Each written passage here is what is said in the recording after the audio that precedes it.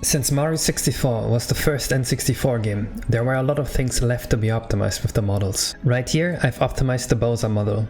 The left side is my new one with 909 triangles, while the right side is the original one with 1002 triangles. That means the new model costs about 10% less performance. So usually when I fix my models I only upscale the textures, but this time my girlfriend drew wholly new textures which I applied to the new model. You may complain that the limbs look a bit long in the new model, but it is because it hasn't been posed yet.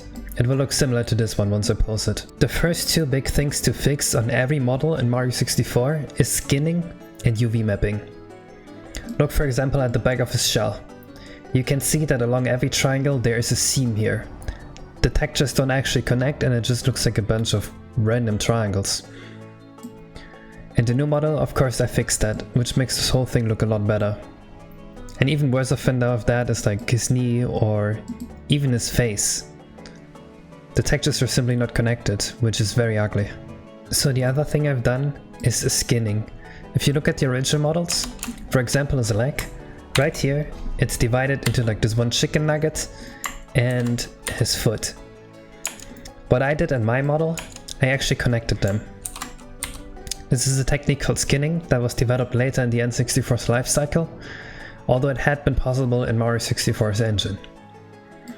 Doing this saves a bunch of triangles and vertices, because if you do it the original way, you have to kind of close off the limbs like this to not make the player see open connections between the leg. Another thing I add to the models is vertex colors. For example, look around his mouth. The inside of his mouth is just as bright as the rest of his mouth. While in my model, I added darker vertex colors to fake depth. I've done the same for the knees, for the arms, the elbows, everywhere.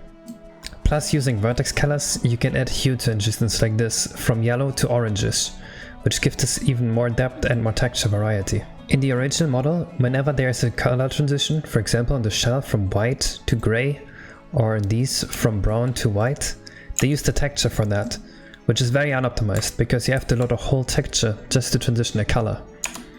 On my custom model, I simply use the vertex color. This doesn't require a texture load, plus you save on calculating the UVs for the render. It is significantly faster than doing a texture. For this model specifically, also all the textures were changed.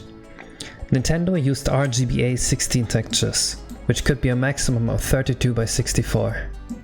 I use new texture formats, which can be 64 by 64, and with some tricks they can even appear bigger than that. So on his limbs you can see this texture here, which kinda looks like molten corn, and it's very not sharp.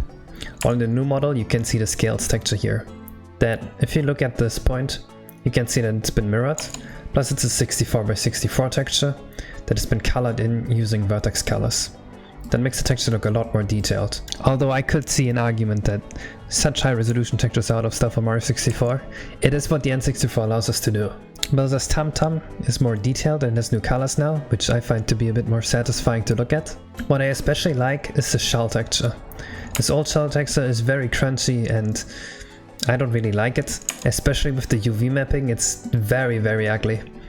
The new one is very satisfying to look at. For this one I used a mirror technique, which means the N64 has two modes for textures, wrap and mirror. If you use wrap, the texture ends and simply repeats itself. If you use mirror, then the texture ends and a mirrored version of the texture is gonna come after it. What that means is that this rectangle from here to here to here to here is all we need on the texture. Doing that, plus the 64 by 64 textures, gives us 8 times the resolution, which is an insane increase. A similar technique has been used on the collar. If you look at the collar, there's also this weird cut here at the end of each segment, which I feel like they meant to mirror it, but they just didn't. The new color doesn't have that, and it's a lot more detailed.